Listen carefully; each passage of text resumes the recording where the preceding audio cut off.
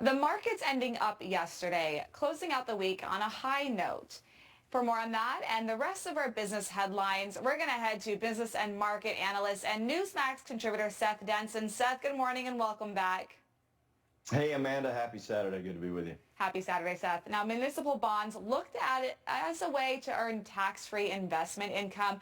Prices have been falling this year as bonds overall have entered a bear market. Some investors are smelling a bargain, wanting to snag that opportunity, but experts are warning you might get surprised. Can you break this down and make it simple for us, and what's your take?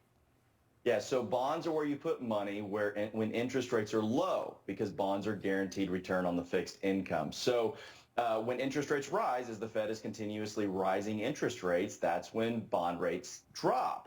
And so that's really what's causing this. It's the increase in overall interest rates by the Fed is creating this drop in the bond rate. Now, the reason there are some, I'll call them speculators, that are jumping in on this and buying bonds up is in large part because they think the Fed's going to have to lower interest rates to get this economy under control because we're going into a recession. As a matter of fact, if you look at the 10-year bond rate, it is yielding less money than a 2-year, meaning you're getting more money out of a 2-year bond.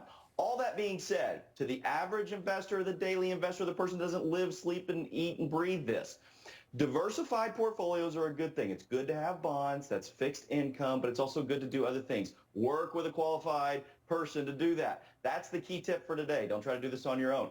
Gambling or speculating on the bond market is like, and predicting it is like trying to predict black or red at roulette.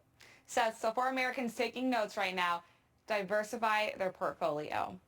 Speaking of portfolios, Tesla has announced they're considering potential sites in Texas and Louisiana to build a battery-grade lithium hydroxide refining facility, which could support its electric vehicle battery production. With shortages, supply chain issues, and demand for U.S.-made electric cars. Seth, is this a good idea? Is it going to benefit them? It could, yeah. And I want you to say that last sentence 3 times fast. I mean, list all those unique ingredients, Amanda. But those ingredients are critically important because not only do you have to have a place to manufacture batteries, which, by the way, 80% of EV batteries, where they come from? China. But you also have to have the raw materials required to do it. Guess who controls about 80% of the global supply of that? Yep, China. The U.S. needs to make significant investments in areas throughout the globe that have access to these raw materials. Afghanistan would have been a great place to do that. We obviously left there. The Republic of the Congo, China's been trying to make investment there for years. This is part of China's 100-year plan, their Belt and Road Initiative. The U.S. has to start looking at this raw material challenge. We do need batteries made here, but we also need to be able to get raw materials as well. Well, Seth, Elon is known for owning his whole supply chain, but is this going to benefit Americans? Yeah, absolutely, for 2 reasons. One, it's obviously jobs, and he's looking at putting some of them right here in Texas, so I'm always happy to see that. But also just the fact that we are going to be less reliant on foreign markets, specifically China. The less reliant we can be on China, the better, so that's good for Americans. All right, Seth, Amazon preparing for the worst ahead of this year's holiday season. We're already talking about holiday issues, inflation putting a lock on many Americans' pockets. We already know we expect shipping delays as we enter the holidays. Seth, should the company be worried? Yeah, I mean, listen, Amazon missed their first quarter earnings pretty bad.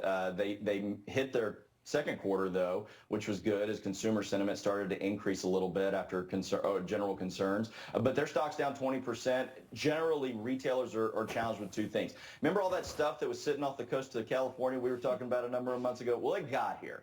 But it got here about the time that Americans started pulling back on spending because they're worried about interest rates and recession. So that's a challenge. We got too much inventory now of the things that we don't necessarily need. But listen, that's the idea of getting inflation under control. Inflation is too many dollars, chasing too few things. We got a lot of things now, but those people are pulling back dollars. That may bring inflation down, but overall, these retailers are going to pay the price probably during the Christmas holiday season.